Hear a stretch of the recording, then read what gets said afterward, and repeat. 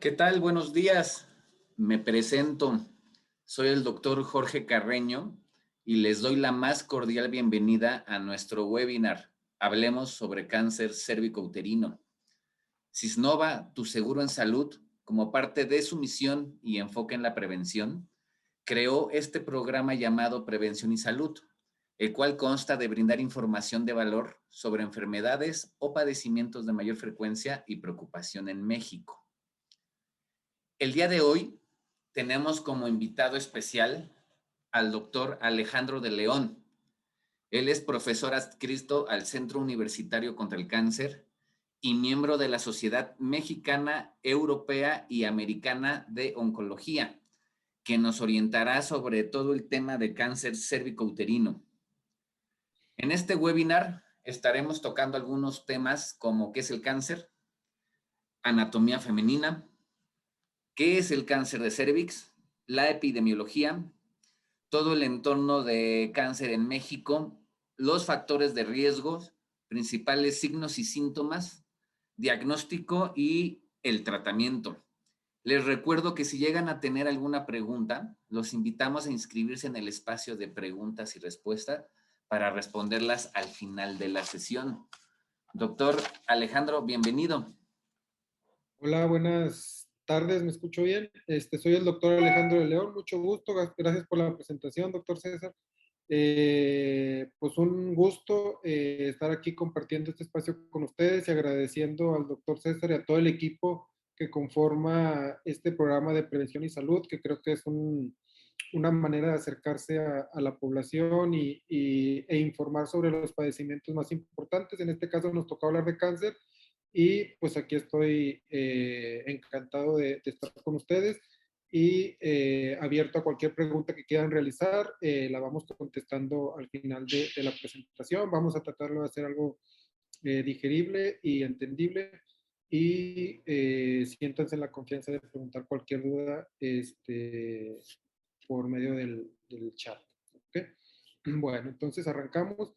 El tema que vamos a hablar ahorita es cáncer de cérvix. ¿Por qué hablar de cáncer de cérvix? Pues porque sigue siendo lamentablemente en México y en países en desarrollo de las principales causas de cáncer, en tanto en incidencia como en mortalidad.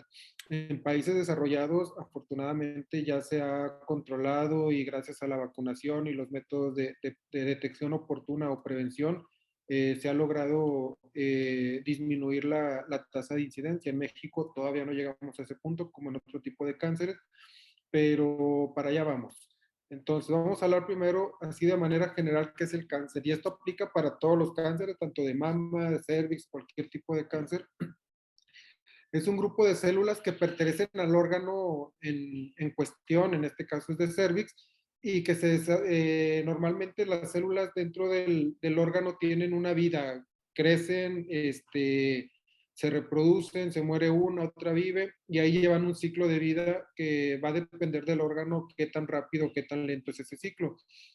Cuando se pierde ese control, cuando se pierde ese equilibrio, entonces las células se empiezan a desarrollar fuera de control y se empiezan a formar entonces sí masas o tumores. Las células empiezan a crecer, no hay quien las controle, no se mueren como deberían de morirse, algo que se llama apoptosis, que es algo natural, y continúan creciendo y eso va a producir los tumores.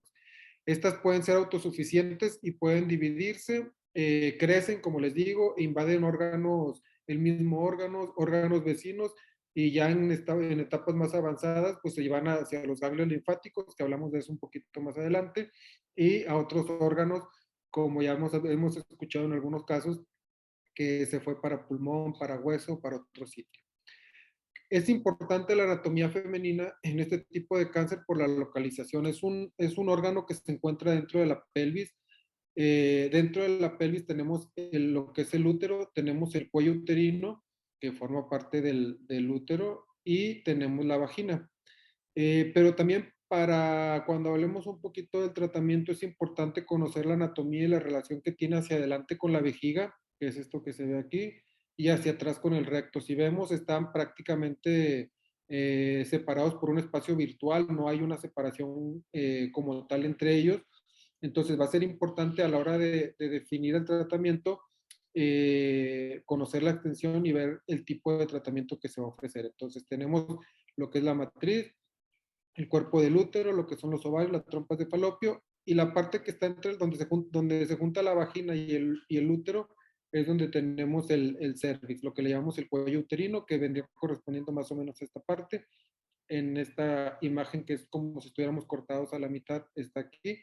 Y si vemos aquí está la relación con el recto, con la vagina y perdón, con la vejiga y la vagina aquí por debajo. ¿Ok? ¿Qué es el cáncer de cervix? Como ya dijimos, son células que eran normales, más o menos así de una manera representativa. Estas son células normales. Existe algo que se llama capa basal, que es esto, que es un grupo, es un tipo de células diferentes a estas que se les conoce como escamosas. Entonces, eh, lo más común es que un cáncer tarde tiempo en desarrollarse, no se desarrolla de un día para otro ni de un mes para otro. Normalmente es un proceso que ahorita lo vamos a ver también más adelante, que lleva incluso años y por eso es importante hacer los métodos, optimizar los métodos de prevención, porque son tumores que nos dan una oportunidad muy importante para poderlos identificar antes de que se desarrollen. Entonces, tenemos células normales, lo más común es que haya una infección por algo que se llama virus del papiloma humano, que es de los factores de riesgo más importantes. Se infecta la célula sufre cambios dentro del DNA, empieza a crecer, a desarrollarse. Cuando no ha atravesado lo que es lo que les llamaba ahorita de la membrana basal o la capa basal, se considera como un carcinoma in situ. O hay lesiones que se llaman lesión intraepitelial, grado 1, 2 o 3, que eso a veces lo va a reportar el patólogo, que no es cáncer, se consideran lesiones premalignas. Cuando ya son lesiones malignas, pero no han atravesado la membrana basal, ahí se considera carcinoma in situ, le llamamos, que quiere decir que está dentro del órgano y que no ha atravesado una barrera anatómica, por decirlo de alguna manera, y ya cuando la atraviesa, entonces sí ya se considera un carcinoma invasor y a eso es a lo que se le llama cáncer de cervix. Entonces, como ya dijimos, se produce cuando las células del cuello empiezan a transformarse y se multiplican de manera descontrolada. Y entonces podemos hablar de dos lesiones. Una que se llama carcinoma in situ, que es que no ha atravesado la línea esta, en este caso la rosita, que se llama la capa basal, y cuando ya la atravesó, que es cuando se considera ya un carcinoma invasor. ¿Ok? Porque es importante conocer del cáncer de cervix. Como les digo, a pesar de ser un tumor que en los países de primer mundo es muy baja la tasa de incidencia o de mortalidad, a nivel mundial, pues sabemos que no predominan los países de primer mundo, habemos muchos países en vías de desarrollo, entonces a nivel mundial sigue siendo el octavo cáncer en incidencia, digo, estos son estadísticas del 2018 con, ¿cómo se llama? Predicciones para el 2020. Y bueno, en ese momento, y se hablaba que estábamos en un octavo lugar con el 3.2%. Obviamente por encima está pulmón, mama, colorectal, próstata, estómago, hígado y esófago. Y ya después viene el cervix. Si nos vamos, es lo mismo, pero resumido en la tablita de pastel. Aquí está el cáncer de cervix, que es esto, que estamos hablando de 568,000 personas, 69,000 personas en el 2018. Si nos vamos a México, de manera general, el cáncer de cervix ocupa el quinto lugar. Aquí se incluye el cáncer de tiroides en México. Y si nos vamos solamente al grupo de mujeres, estamos hablando de que el cáncer de cervix ocupa el tercer lugar en incidencia el tercer lugar, con 7,869 casos reportados, que es el 7.5%, solamente por debajo de tiroides y de mama, que son sobre todo mama es el principal. Los de tiroides normalmente son tumores que se comportan muy benignos y rara vez una persona va a morir de tiroides a pesar de tenerlo. Pero bueno, en este caso el cervix es la tercera y ya después el cuerpo del útero. Esta es una tabla también en México donde se hace, pero la tasa de incidencia, pero estandarizada por la edad. Y aquí vemos que el cervix sigue siendo, si lo ponemos por edad, es el tercer cáncer en incidencia con el 12.6% y mortalidad del 5.7%, solamente por debajo de próstata en hombres y de mama en mujeres. Entonces, en México es el tercer lugar en incidencia en mujeres y por eso es importante conocerlo. ¿Cómo se presenta? Digo, las estadísticas más importantes, aunque no nos representan al 100% a nosotros los mexicanos, sabemos que la mayoría de las personas o de las veces se presenta alrededor de los 50 años. En México podemos encontrarlo incluso un poquito más por debajo y esto tiene que ver con las medidas de prevención que ahorita vamos a platicar. Si vemos entre los 35 y los 55 años de edad, son los principales edades en las que se presenta este tipo de tumores. Digo, con una media en Estados Unidos de los 50, en México está un poquito por debajo. ¿Cómo se presenta normalmente? Digo, en Estados Unidos un 44% se encuentra localizado. ¿Qué quiere decir? Está solamente en el cervix. Regional, ¿qué quiere decir? Que ya nos afectó órganos alrededor del cervix, como es el parametrio, ya se metió al útero, o parametrios son los ligamentos que le dan suspensión al cervix, pueden estar invadidos, o ganglios linfáticos. Y enfermedad metastásica en un 15%. En México las estadísticas no son varían mucho, depende de dónde se hagan, pero lo que sí les puedo asegurar es que la mayoría de nuestros pacientes lamentablemente siguen estando más del 50% en una etapa que le llamamos locorregional, o sea, no lo identificamos en etapas tempranas. Y la probabilidad de una persona que tiene cáncer de cervix de estar vivo a 5 años, independientemente del tratamiento que reciba, o sea, depende de la etapa clínica, es de un 65%. O sea, es una enfermedad que sigue teniendo una mortalidad alta, sobre todo cuando se identifica, viendo en esta gráfica, en estos escenarios, en una etapa locorregional o metastásica. ¿Ok? Hablábamos también ahorita de las causas. Conocemos diferentes factores de riesgos. Son pocos los tumores que tienen un factor de riesgo tan importante o tan predominante para producir dicho tumor. En este caso, el cervix, por excelencia, el virus del papiloma humano es el factor de riesgo para desarrollar cáncer de cervix. Puede haber personas que tengan cáncer de cervix sin estar asociado al virus del papiloma, sí, sí puede haber, pero en más del 95% de los casos va a estar asociado al virus del papiloma humano. Existen más de 100 serotipos de virus del papiloma humano. Existen unos que se llaman de alto riesgo, otros de bajo riesgo. ¿Qué quiere decir? Alto riesgo nos referimos al riesgo de desarrollo de cáncer. Los más comunes son el 16-18. Estos son como que los más conocidos a nivel desde hace mucho tiempo. Y se fueron agregando otros como el 35 y el 51. Y existen otros que el riesgo de producir cáncer es muy bajito, pero son los que se están involucrados en el desarrollo de verrugas genitales. ¿Ok? La transmisión, ¿cómo se transmite el virus del papiloma humano? Se transmite mediante contacto directo, mediante las relaciones sexuales, ya sea en la piel. Actualmente ya se conoce y se ha visto que también tiene una alta incidencia en tumores de orofaringe por los diferentes prácticas sexuales. Entonces, es importante la prevención del virus del papiloma humano. Se habla de que el 50% de mujeres alrededor de los 16 o 21 años que tienen vida sexual activa van a estar infectadas por el virus, van a tener la infección del virus del papiloma humano. En México se habla de que alrededor de los 30 años, el 80-90% de las mujeres ya tuvo una infección por virus del papiloma humano. No quiere decir que vaya a vivir con el virus toda su vida o que ya esté condenada a tener cáncer o verrugas o cáncer de cervix. No, el tener la infección es como cuando alguien tiene, por ejemplo, herpes o virus en fuegos en la boca. O sea, se presenta la infección. La mayoría de las veces se detecta el virus del papiloma, pero al cabo de un año que se vuelve a revisar, el sistema inmunológico ya lo eliminó en el 75% de las mujeres. ¿Ok? Entonces, es una infección muy importante, muy prevalente en las mujeres, pero en la mayoría de ellas va a haber una resolución por el mismo cuerpo sin que se llegue a manifestar algún dato precanceroso o de cáncer.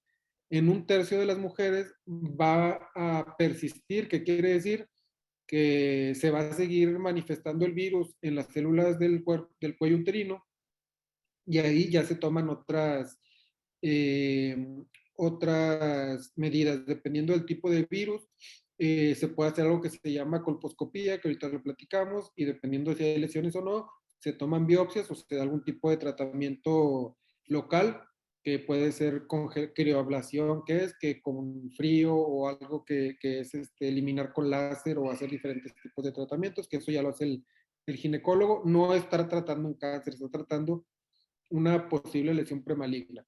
Y solamente en menos del 2% de las personas que tuvieron infección de VPH y que la infección persistió, se van a convertir en lesiones que con un potencial importante para producir cáncer invasor. ¿Ok?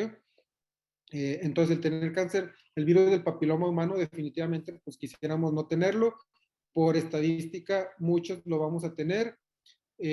Por estadística también lo vamos a resolver, nuestro cuerpo lo va a resolver, y en los que quede es importante dar un seguimiento, porque en los que llega a quedar rastros del virus todavía después de 1 año, 2 años, bueno, pues ya hay que tomar otras medidas para tratar de erradicar.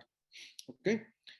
¿Qué otros factores de riesgo? Bueno, pues los factores asociados al virus del papiloma humano, como es infección inicio, perdón, de vida sexual activa a una edad temprana, antes de los 17 años, sigue siendo un factor importante. Tener múltiples parejas sexuales, más de 6 parejas sexuales, multiparidad o embarazos a término. Uso de anticonceptivos orales es un riesgo no tan alto, pero sigue siendo un riesgo. ¿Por qué? Por el microambiente que provoca a nivel del cervix, por el uso de estrógenos y progesteronas exógenas. El tabaquismo es un factor de riesgo para cualquier tipo de cáncer, prácticamente pulmón, colon, vejiga, riñón, también el cervix y mama. Y pacientes con inmunosupresión como el VIH, o pacientes que recibieron un trasplante de médula ósea en los que se les bajan las defensas mucho, pues son los que tienen un riesgo importante de desarrollar o de que se manifieste este virus más allá de la propia infección del virus. ¿Cuáles son los signos y síntomas para sospechar que tengo cáncer cervicuterino? Bueno, un sangrado transvaginal anormal, ¿qué quiere decir? Más largo y abundante de lo normal, leve entre o después de periodos, o sea, un sangrado que haya entre los periodos menstruales, o sangrado después de tener relaciones sexuales. Hay veces que puede haber infecciones y puede haber sangrado, porque una persona que es posmenopáusica y tiene problemas de resequedad vaginal o algo, puede haber sangrados, pero siempre que haya sangrado posterior a tener relaciones sexuales, bueno, pues hay que estarse haciendo sus revisiones seguidas. Secreción vaginal anormal, como que sea una secreción muy abundante, que sea fétida, un color café oscuro, ya en casos un poquito más avanzados, dolor pélvico en el vientre, dolor durante las relaciones sexuales, o sangrado después de la menopausia. Bueno, pues ya lo habíamos hablado. Bueno, aquí son, si todavía está menstruando la mujer, bueno, sangrados a más abundantes o entre las menstruaciones. Y si es una mujer posmenopáusica, les mencionaba, tener sangraditos después, bueno, pues es un factor, es un signo o síntoma. No quiere decir que si lo tenga es sinónimo de cáncer de cervix, pero pues hay que estudiarlo. ¿Cómo se diagnostica el cáncer de cervix? Por excelencia, bueno, el diagnóstico se hace por citología vaginal o Papanicolau. ¿Qué quiere decir? Una vez al año, todas las mujeres que iniciaron vida sexual o después de los 25 años deben de realizarse un Papanicolau. ¿En qué consiste? Creo que la mayoría de las mujeres se lo ha realizado. Es una exploración ginecológica en la cual se expone el cervix, y mediante una brochita así chiquita se toma muestra de lo que es el moquito que tienen las mujeres alrededor del cervix. Ese se extiende en una laminilla, y luego esa laminilla la ve el patólogo y nos dice si existen datos en relación ya sea a cáncer o a virus del papiloma humano o algún otro tipo de problemita que se pueda tener. Otra forma de diagnosticarlo es la prueba de VPH. Esta es una prueba para detectar si existe o no existe virus del DNA que DNA del virus y qué tipo de virus es, cuál, ya mencionábamos virus de alto riesgo, virus de bajo riesgo, si es de alto o de bajo riesgo, y se debe realizar en mujeres a partir de los 35 años y la ideal es realizarlo cada 5 años. Si tuviéramos alguna alteración por Papa Nicolau o por la prueba de BPH que no fuera tan evidente, lo que se puede hacer después es algo que se llama una colposcopía. La colposcopía es una exploración también ginecológica, pero apoyados con un microscopio. Y ya dependiendo de los hallazgos que se tengan, pues se toman biopsias del sitio sospechoso. ¿Ok? Entonces, así se hace el diagnóstico. Les digo, este es el Papa Nicolau. Normalmente con el palito, la brochita, se toma de todo el área del cervix. Hay que tomarlo del cervix, por eso es importante poner bien el espejo y se extiende en la laminilla. Una es esta forma, la otra es si lo que mencionábamos de detección del virus de VPH, bueno, esto ya se mete en otro tipo de contenedor y de aquí a las mismas células se les estudia el DNA y se identifica si hay o no hay virus del VPH y nos pueden decir qué tipo de virus es. Y el patólogo nos puede decir si hay células anormales, como en este caso, que son células muy grandes, con núcleos muy grandes o con dos núcleos dentro de la misma célula, pues son criterios para decir que una persona quizá no tenga el cáncer, pero tenga datos de infección por virus del papiloma humano. Y en este caso, si no es una lesión muy evidente, una bola muy grande, lo que se hace es, se vuelve a hacer esto ya lo tiene que hacer un colposcopista. ¿Quiénes son ellos? Ginecólogos que se especializan en hacer este tipo de procedimientos, también mediante exploración vaginal, mediante una luz especial y se llama colposcopio, es más que todo un tipo de microscopio que nos permite ver de una mejor manera las células ahí a nivel del cervix. Se pueden en algunas ocasiones utilizar lo que se llama ácido acético para tratar de que las lesiones o las ulceritas que en un tejido húmedo puedan pasar desapercibidas se hagan más evidentes como en este caso y darle una orientación mejor al ginecólogo de dónde debe tomar la biopsia. Y entonces ya dijimos, normalmente tenemos un cervix normal, aquí está. Podemos tener infección por virus del papiloma humano. Aquí, bueno, aquí lo pusieron, lo representaron con una verruguita. Aquí está, aquí es como lo va a ver el patólogo así. Lo más común es que haya una regresión hacia un cervix normal. Obviamente, si ya tenemos una verruguita así, pues hay que darle algún tipo de tratamiento. Pero si no hubiera verruga y tenemos datos del virus del papiloma, que también puede haber, lo más probable hay que estarle dando seguimiento. Normalmente les repiten a los 6 meses o al año todo el estudio para ver si tu cuerpo ya lo resolvió. Si no es así, se hace lo que es la colposcopía, se identifica si hay algún sitio para tomar biopsia y si ya invadió la capita que mencionábamos ahorita, bueno, hablamos de un carcinoma invasor, que es aquí en este sitio. Si todavía no la invade, hablamos de un carcinoma in situ y cada uno tiene sus diferentes tratamientos. ¿Cómo podemos encontrar al cáncer cervicouterino? Una vez que se hace el diagnóstico de que existen células anormales, hay que conocer la etapa pues, para poder plantear cuál va a ser el mejor tratamiento. En este caso tenemos algo que se llama etapa cero, es lo que se llama carcinoma in situ, que quiere decir que están las células anormales que pueden volverse cancerosas y diseminarse hasta el tejido cercano normal, o sea, son las células que no han atravesado la barrera que ya mencionaba.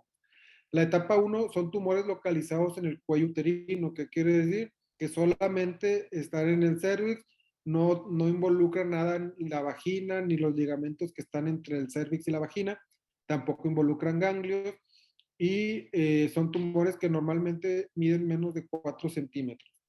Ya cuando estamos en una etapa 2, que quiere decir son tumores que miden más de 4 centímetros o que están involucrando alguna parte de la vagina o de los ligamentos que tenemos aquí, que tienen las mujeres alrededor del cervix. Una etapa 3 ya invade la vagina, pero en regiones más inferiores, o sea, ya acercándose hacia la parte exterior de la vagina, invade la pared de la pelvis y esto puede causar que se presionen los ureteros y causen algo que se llama hidronefrosis. o que tengamos ganglios linfáticos afectados. Esa es una etapa 3. Y una etapa 4 es cuando el tumor ya creció. Puede ser una etapa 4 que esté localizada en la pelvis, que quiere decir que el tumor se sale del cervix, invade vagina, invade otros órganos sexuales o genitales femeninos, y aparte invade ya sea el recto o la vejiga por la cercanía que habíamos platicado, o una etapa 4 más avanzada, que es cuando las células ya se fueron por la sangre y nos invaden lo que es los pulmones, el hígado, los huesos, que son los principales sitios que se van a afectar. ¿Cuál es el tratamiento? ¿Qué tratamiento se ocupa? Esto va a depender pues de la etapa clínica. En una etapa preinvasora, una etapa in situ o antes de esta etapa, cuando son algo que se llama lesión intraepitelial grado 1, 2 o 3, que son lesiones premalignas o un carcinoma in situ, el tratamiento es local. ¿En qué consiste? En cirugía. Pueden ser cirugías con láser, la que se le conoce con láser, eso normalmente lo hace el ginecólogo, o pueden ser cirugías en las cuales quizá no se quite todo el útero, todo el cervix, o todo el útero, pero se quita solamente lo que es el cervix, lo que es el pedacito que habíamos platicado, o sea, solamente este sitio se quita, ¿ok? Ya una enfermedad, una etapa 1, en un tumor que mide menos de 4 centímetros, la indicación es quitar todo el útero junto con la parte superior de la vagina y los ganglios linfáticos. A esto le llamamos histerectomía radical. ¿Ok? Entonces ahí estamos hablando de la cirugía. Tenemos histerectomías parciales, otra que se llama traquelectomía, que es cuando solamente se quita el cervix. Va a depender de la edad del paciente, de la etapa clínica, de si es una paciente joven y se quiere embarazar a futuro, si es una paciente que ya no desea embarazarse, o sea, va a depender mucho de eso, pero obviamente también lo más importante es en qué etapa estamos. Digo, puedo tener un tumor de 10 centímetros si quiero embarazarme, pues va a ser imposible porque no hay margen de poder hacer una cirugía preservadora, pero si me lo identificaron a tiempo y tengo una enfermedad milimétrica, bueno, pues ahí sí se pueden hacer ciertas estrategias para tratar de preservar lo que le llamamos la fertilidad. Una etapa 2 o tumores de 4 centímetros o una etapa 2 o 3, el tratamiento de excelencia es la radioterapia junto con quimioterapia. ¿En qué consiste? Normalmente la quimioterapia se pone por la vena cada semana durante 5 semanas y la radioterapia se da todos los días en el área de la pelvis. Vamos a ejemplificarlo aquí. Durante 25 sesiones. Una vez que se termina la radioterapia, se deja descansar aproximadamente 1 o 2 semanas y pasamos a algo que se llama braquiterapia. ¿En qué consiste la braquiterapia? Mediante unos aparatitos que son como, ¿cómo les diré? Como unos popotitos gruesos, se pone algo de radiación también. El objetivo de la radioterapia es llegar a cierta dosis. Normalmente estamos hablando de 70, 90 grays. Entonces, ¿qué se hace? Durante la radioterapia se va a dar radiación desde afuera, que va a entrar aquí al cervix y va a estar entrando todos los días y se va a ir acumulando aquí en el cervix. Normalmente esa radioterapia se dan en 25 sesiones y llegamos a 50 grays. Y con este aparatito, después de eso, se dan 2 sesiones en las cuales se deja este aparatito aquí durante unas horas o incluso en algunos casos hasta un día completo, expidiendo cierta radiación, pero esa radiación ya está más localizada en este sitio y se completa la dosis que se quiere dar. A eso le llamamos la braquiterapia. Entonces, el tratamiento para una enfermedad temprana es la cirugía, para una enfermedad localmente avanzada, quimioterapia con radioterapia, primero juntas y posteriormente se agrega la braquiterapia. Y en una enfermedad metastásica que ya se fue a los pulmones, al hígado, a otro sitio, el tratamiento es básicamente quimioterapia. Existen actualmente estudios en los cuales se está evaluando la inmunoterapia como en otros tumores. Actualmente sigue siendo la quimioterapia junto con algunos anticuerpos el tratamiento estándar. Y la radioterapia o la braquiterapia se deja solamente, o incluso cirugías, se deja solamente con fines paliativos. ¿Qué quiere decir? Resolver algún síntoma, traigo dolor, los riñones están muy inflamados, o incluso el dolor está en el hueso, bueno, radiamos el hueso, radiamos otro sitio. Y cómo se puede, bueno, es importante importante, ya que hablamos del tratamiento, después del tratamiento que sigue, existe la toxicidad al tratamiento, a la quimioterapia, todo el mundo hemos escuchado hablar náusea, vómito, diarrea, estreñimiento, diferentes efectos. Es algo que normalmente se puede resolver muy bien y por las dosis que se dan, normalmente se tolera bien lo que es la radioterapia, la quimioterapia, perdón. En la radioterapia, el problema que se puede tener es que debido a la anatomía, cuando damos la radiación, el rayo, por decirlo de alguna manera, antes de llegar al cervix, pasa por la vejiga y puede atravesar un poquito más y afectar el recto. Entonces nos puede provocar lo que se llama cistitis o proctitis. ¿Qué es lo que va a provocar eso? Una sensación como de infección urinaria, de estar yendo a hacer pipí muy seguido, o una sensación de diarrea o de estar haciendo popó, incluso en casos muy agresivos con sangre. Entonces, existen nuevas máquinas que se llaman de intensidad modulada de radioterapia o radiocirugía, que son muy precisas, el riesgo se disminuye, pero es un efecto secundario que se debe de considerar. Por eso la importancia de identificar lo más temprano que se pueda una enfermedad de este tipo para tratar de evitar pues todo este tratamiento que si bien nos puede curar del cáncer de una manera muy efectiva, también en algunos casos, afortunadamente no en la mayoría, nos puede dejar secuelas importantes y a veces pues estoy muy bien del cáncer, pero a los 3 años sigo teniendo sangraditos al evacuar o sigo yendo del baño y entonces puede ser muy molesto y afectar la calidad de vida de la persona. No es para que le tengamos miedo al tratamiento, definitivamente nunca va a ser peor que la enfermedad, pero sí hay que tratar de evitarlo en la medida de lo posible. ¿Y cómo lo podemos evitar? Pues si me va a dar, identificarlo lo más temprano que se pueda. ¿Cómo se puede prevenir el cáncer? Bueno, pues lo principal es evitar la infección por el virus del papiloma humano. Uno es con el uso de preservativo durante las relaciones sexuales, cuidar los compañeros sexuales, o sea, lo que todo el mundo ya conocemos, y hacer las revisiones ginecológicas de forma periódica. Existe algo que se llama prevención primaria, esto es muy importante y creo que lo debemos de hacer. Se hace poco todavía en México, pero cada vez estamos teniendo más conciencia. En otros países ya se tienen años haciéndolo y es la causa por la cual hay menos infecciones, menos casos de cáncer cervicouterino, que es la vacuna contra el virus del papiloma humano. La primera que se creó fue esta, que solamente cubría los virus 16 y 18, que hablábamos que son los virus de alto riesgo. Después incluyó esta que se llama Gardasil, que es la que está actualmente en México, que cubre solamente 4 tipos del virus, los 2 más comunes para cáncer y los 2 más comunes para verrugas. ¿Cómo se ponen? Se ponen una administración a los 0 meses, a los 2 y a los 6 meses. Que le guste la más común que vamos a encontrar. En la cartilla de vacunación, hasta donde tengo entendido, no aparece al 100% o en todas. Actualmente se ha tratado de introducir, pero incluso hay papás que son reacios a ponerla. La recomendación es ponerla en todo niño, hombre y mujer menores de 9 años. Hay que poner la vacuna. De los 9 a los 14 años también se puede poner, siempre y cuando no hayan iniciado vida sexual activa, es la mejor recomendación. Pero incluso en personas adultas, si se la quieren poner, se puede poner hasta 3 dosis. No se ha visto que disminuya. Si ya tenemos, o sea, si yo me la quiero poner ahorita, si yo ya tengo una infección, ya tuve una infección por virus del papiloma humano, quizá no me lo vaya a tratar o no me lo vaya a combatir.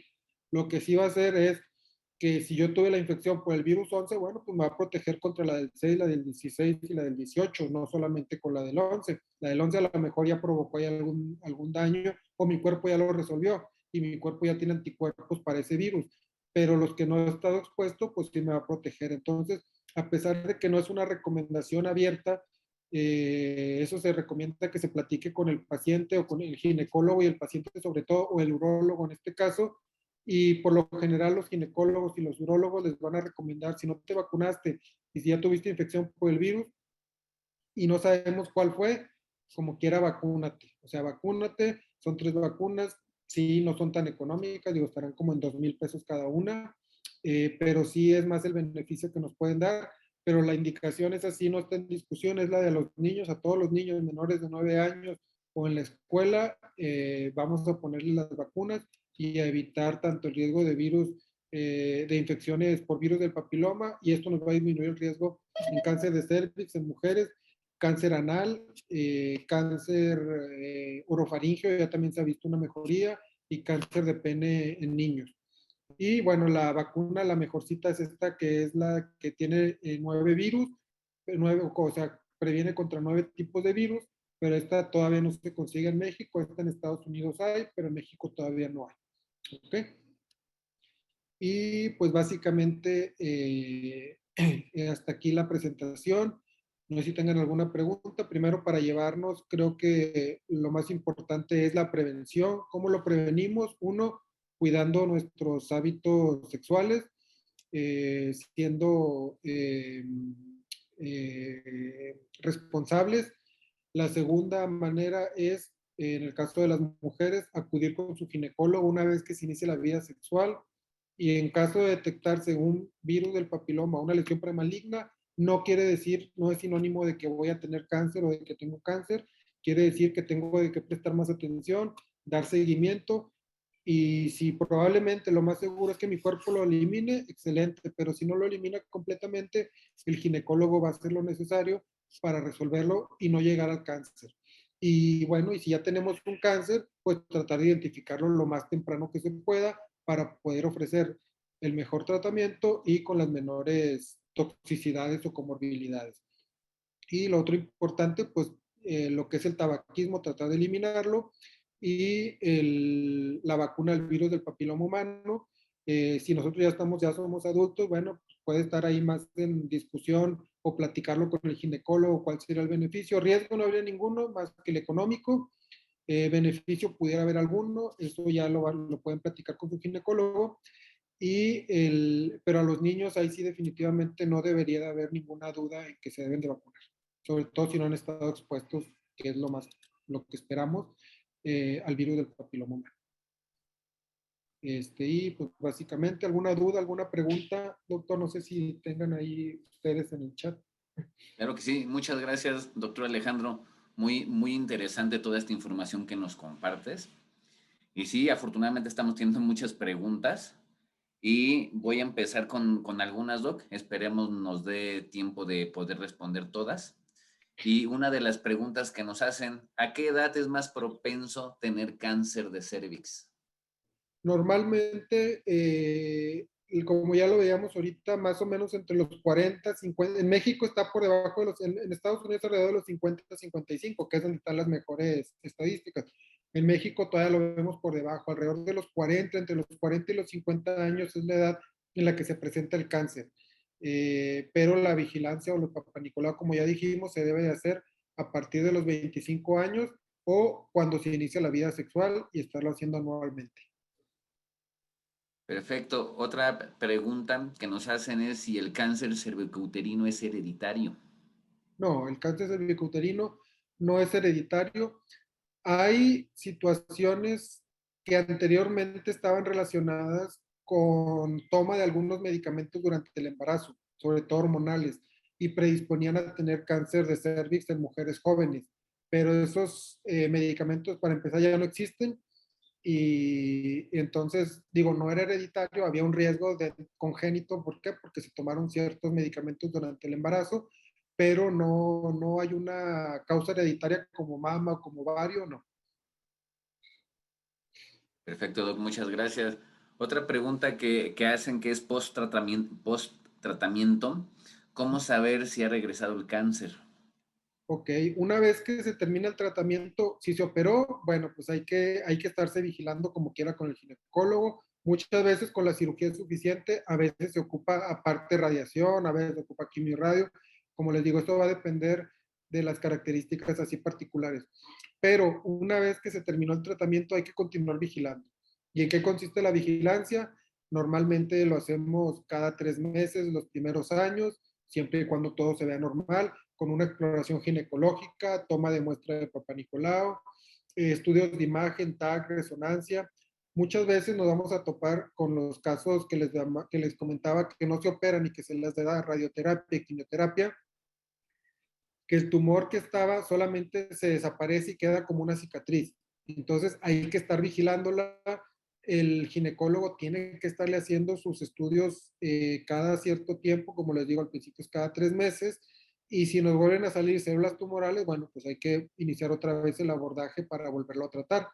Si de plano ya no aparece nada y pasa 1, 2, 3, 4 años y todos los papanicolaos, colposcopías, TACs y todos los estudios están dentro de lo normal, pues cada vez el riesgo va disminuyendo. Entonces hay que hacer la vigilancia como en cualquier tumor. En este caso, pues implica estudios de imagen y una exploración ginecológica que es muy importante. Y es Perfecto, mira aquí. importante, perdón, que la exploración la haga un ginecólogo oncólogo. ¿Por qué? Porque después de un tratamiento oncológico pueden quedar secuelas como fibrosis vaginal. Y entonces, si te vas con un ginecólogo general, a veces nada más no puede o no puede introducir bien el espejo o se tiene que utilizar un espejo diferente y muchas veces se dificulta y por no hacer o por no lastimar un poquito o por el miedo de que está fibrosado, no se hace una buena exploración. Entonces sí es importante continuar con un ginecólogo, oncólogo, esa vigilancia junto con el oncólogo. Y siguen llegando más preguntas, Doc, pero bueno, vamos a tratar de responder todas. Y otra pregunta es, si tengo una pareja estable y queremos dejar de usar preservativo, ¿qué pruebas se puede hacer él para saber que no es portador de BPH? Mira, se puede hacer una prueba que es de DNA para detectar DNA del virus del papiloma humano. Esa prácticamente en cualquier laboratorio molecular lo pueden hacer. La verdad está poco utilizada. Eh, lo más común es encontrarlo en mujeres, en hombres es más difícil a menos que se tenga alguna lesión visible. Si no se tiene una lesión, le pueden hacer cualquier prueba y no se va a identificar. Entonces, si tenemos una pareja estable y el miedo es el virus del papiloma humano, yo les recomendaría sobre todo a la mujer hacerse su prueba de Papa Nicolau, hacerse, si ella quiere, eso que se llama impronta para virus del papiloma humano, se lo pueden pedir al ginecólogo y se hace. Si el hombre tiene alguna lesión, también lo puede hacer, les digo, pero es muy complicado en un hombre que no tiene alguna ulcerita, que no, porque es piel básicamente, entonces no pueden hacer un raspado en todo el pene o en el glande para tomar la muestra, entonces es muy complicado en el hombre, es más fácil identificarlo en la mujer y en eso va también la importancia de vacunar a los niños. Digo, una cosa es que no le dé tan común, que no sea tan común el cáncer de pene, pero una cosa es que son, lo que sí es muy cierto es que el hombre es el que lo transmite a las mujeres. Sí, pero no, un estudio así que nos ayude a identificar si tenemos el virus está complicado si no se tiene alguna lesión. Otra de las preguntas, Doc, ¿a cualquier edad se puede vacunar contra BPH? Como les digo, la recomendación es en menores de 9 años, en los niños, o sea, es como que la principal recomendación a nivel de Secretaría de Salud. Antes de iniciar vida sexual sigue siendo una recomendación completamente válida. Después de iniciado vida sexual o si ya tuve conocimiento de alguna infección por virus del papiloma humano, se debe individualizar. Pero normalmente no está contraindicado y se puede hacer. Le digo, va a depender mucho de la plática que se tenga con el ginecólogo, qué es lo que se quiere hacer o cuáles son los alcances que se pueden tener. Y una vez explicado eso, como les digo, fuera de gastar unos pesos cada 2 meses por 3 aplicaciones, no va a haber otro problema. Entonces, no hay una contraindicación para ponerlo, por ejemplo, a nuestra edad, si no lo quisiéramos poner, lo podemos hacer perfectamente. Obviamente, los alcances no van a ser los mismos que si se los pongo a un niño de 9 años. Perfecto, aquí seguimos haciendo más preguntas, Doc. Y con relación al tema de la vacuna, tengo entendido que son varias dosis de vacunas en el caso cuando se aplican en niñas. Si no se aplicó la última dosis, ¿se tendría que volver a vacunar si es que ya pasaron algunos años? Sí, en este caso sí habría que empezar el esquema completo. O sea, se debe de hacer, a veces pueden pasar unos días o una semana, 2 semanas y normalmente no pasa nada. pero si queremos una efectividad como en cualquier vacuna, lo ideal es si ya pasaron unos años y nomás me puse dos y ya no completé el esquema completo, bueno, ya no completé el esquema, perdón, reiniciar las aplicaciones. Gracias, Doc. Aquí otra de las preguntas es si una mujer es propensa a infecciones vaginales frecuentes, ¿es más probable desarrollar cáncer cervicuterino? El tener infecciones de transmisión sexual, digo, una cosa son infecciones vaginales que pueden ser propias por la anatomía, que tienen que ver sobre todo honguitos y otro tipo de microorganismos, y otra cosa son infecciones de transmisión sexual.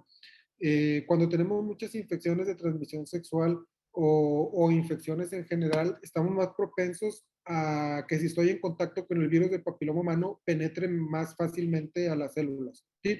Entonces, el tener infecciones vaginales de repetición me predispone a un mayor riesgo de, si tengo contacto con virus del papiloma humano, de poder desarrollar la infección por el virus, y eso sí me predispone a tener cáncer. El cáncer no se desarrolla, como les digo, en poco tiempo. Normalmente se habla de que pueden pasar 5 a 10 años en lo que empezamos con una infección del virus, una lesión premaligna y luego una lesión maligna. Entonces, tenemos mucho tiempo para identificar eso. Y sí, sí es importante atacar las infecciones vaginales, cualquiera que sea el tipo. Si son de transmisión sexual, pues es bien importante tratar tanto a la persona enferma como a la pareja. Y si son candidiasis o infecciones propias de la anatomía, pues ver qué es lo que está pasando, el pH, los niveles hormonales, todo eso revisarlo con el ginecólogo. Gracias, Doc. Otra de las preguntas es de aquellas mujeres que presentan cólicos. ¿Ese puede ser algún factor de riesgo para el tema del cáncer cervicouterino? No, no es un factor de riesgo el tener cólicos para cáncer cervicouterino. Puede ser un síntoma de tener cáncer, puede ser un síntoma de colitis, puede ser un síntoma de endometriosis, puede ser un síntoma de cualquier cosa. Lo importante es ver qué es lo que me está provocando estos cólicos. Si son simplemente cólicos premenstruales, no tiene ninguna implicación en cuanto a cáncer de ningún tipo. Otra de las preguntas, Doc, ¿qué relación hay el uso de jabones vaginales con relación al tema del cáncer cervicouterino? ¿Es recomendable usar jabones especiales? No hay una relación directa de jabones con cáncer. Lo que sí pasa al utilizar duchas vaginales, que realmente no hay una recomendación como tal, es que se modifica el pH, y el modificar el pH o el ambiente ahí vaginal, que normalmente implica algún tipo de bacterias o de honguitos normales en las mujeres, puede hacerlas más propensas a infecciones, y entre ellas el virus del papiloma humano. Entonces, las duchas Ok. vaginales, fuera de algo externo, no se recomienda así algo muy que implique hacer lavados así muy profundos y utilizando soluciones químicas y todo, que pueden resecar ahí la mucosa vaginal. Otra pregunta, Doc. Una persona que ha contraído la infección del virus de papiloma humano, ¿será portadora del virus para siempre? No. Como les decía, en más del 75% de los casos, el virus va a desaparecer. Van a quedar anticuerpos, así como el COVID ahorita, que está muy de moda, ¿no? Me tengo COVID y me hacen los anticuerpos en 3 meses y tengo los que se llaman IgG positivos. Quiere decir que tuve la infección o que tuve contacto con el virus, mi cuerpo lo reconoció, lo eliminó y se sigue presentando. Y ese siempre va a salir positivo, probablemente, pero no quiere decir que tenga la infección. Igual el virus del papiloma humano. Si tiene la infección, me sale, hay que estarlo revisando, ver si se sigue manifestando. Lo más común es que ya no se manifieste después de un año y mi cuerpo lo resuelva. Si se sigue manifestando, ahí sí, pero tampoco se queda estacionado mucho tiempo. O sea, si se sigue manifestando, va a empezar a avanzar y nos va a causar una ulcerita, y quizá no sea cáncer, pero va a empezar a dar problemitos. Entonces, por eso es importante asegurarnos de que se erradique o de que el cuerpo lo elimine, y si no, hacerlo conveniente para quitar ese sitio donde está implantado el virus. Otra de las preguntas, Doc, es de si no hay síntomas, ¿Es posible transmitir el virus? Sí, sí es posible. El virus se transmite aunque no tengamos ninguna lesión, porque siempre al haber una relación sexual, bueno, pues existe una fricción en la cual puede haber algún desgarrito pequeñito que no nos va a llevar a sangrados ni nada, pero hace que el, el virus, si lo tenemos, si uno de los dos lo tiene, pues sea más fácil de penetrar en la otra persona. También no quiere decir que si yo tengo, que si mi pareja, por ejemplo, yo no sé y no tiene ninguna lesión y tiene virus del papiloma humano y tenemos relaciones sexuales, yo ya vaya a tenerlo, la infección del virus, tampoco. Si es frecuente, se transmite muy fácil. ¿Por qué? Por lo mismo de la fricción, pero no es una regla. Pero si alguien tiene lesiones visibles, verrugas o algo, bueno, pues ahí sí lo ideal sería mejor pues utilizar algún preservativo o tratarlas como se debe y después como quiera utilizar preservativo. Listo, Doc. Voy a dar espacio para 2 preguntas más para ya poder cerrar el webinar. Y otra de las preguntas es, si ya se tuvo una crioterapia por BPH, ¿hay riesgo o el riesgo es mayor para presentar cáncer cervicouterino?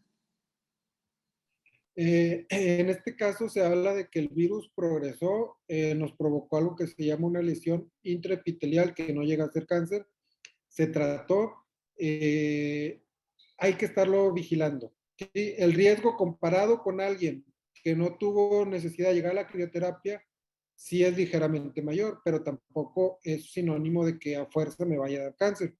Lo que puede pasar es que pueda recaer otra ulcerita y tenga que volver a necesitar otro tipo de tratamiento. En un momento dado, oye, ya me apareció otra vez y ahí sigue, pues, sabes que ya no piensas tener hijos, ya no te vas a, pues mejor vamos a quitarte el cervix y nos quitamos el problema, que es como que el paso final, que no está tan, no es como que lo más agresivo, pero tampoco es lo primero que se hace una vez que se tiene la infección.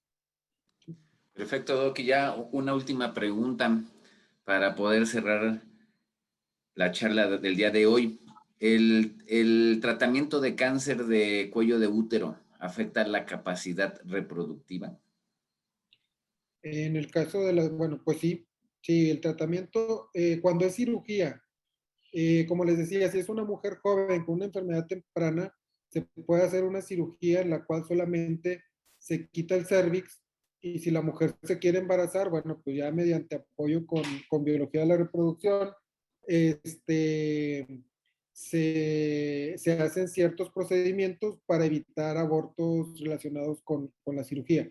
Pero en una mujer en cual, aunque esté joven, la enfermedad está avanzada y recibió radioterapia y quimioterapia, no lo más probable, seguramente va a quedar sin probabilidad de poderse embarazar, porque también se radian los ovarios dentro del campo.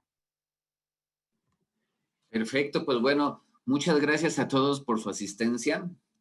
Les compartimos los datos del doctor de León por si gustan agendar una cita con él y poder resolver algunas inquietudes que lleguen a presentar. Doc, si puedes presentar el siguiente slide. Perdón, sí. El doctor Alejandro de León Cruz se encuentra en la ciudad de Monterrey. Dejamos ahí sus datos de contacto. Y pues bueno, los invitamos a seguir al pendiente de nuestras redes sociales, ya que mes con mes estaremos teniendo un webinar con expertos en el tema en vigor. Les recuerdo que en nuestra próxima plática estaremos hablando sobre cáncer de pulmón. Los esperamos. Muchas gracias, doctor de León. Te agradecemos mucho tu colaboración y participación en este webinar. No, muchas gracias por la invitación y aquí encantado de poder participar con ustedes. Bueno, muchísimas gracias a todos. Hasta la próxima.